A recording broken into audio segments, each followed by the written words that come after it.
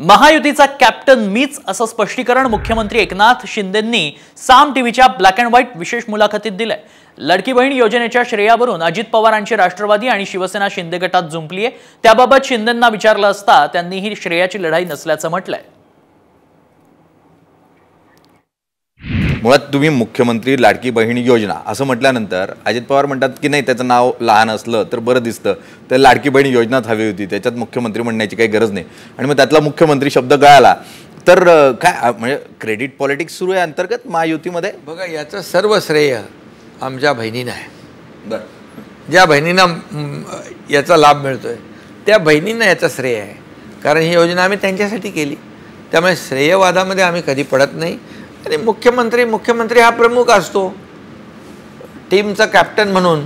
शेवटी लोकांना माहीत आहे, लोक सगळे सुज्ञ आहेत, त्यामुळे ह्या श्रेयवादामध्ये आम्ही बिलकुल पडत नाही। आम्ही महायुती म्हणून काम करतोय आणि माझ्या बहिणींना मी श्रेय देतो।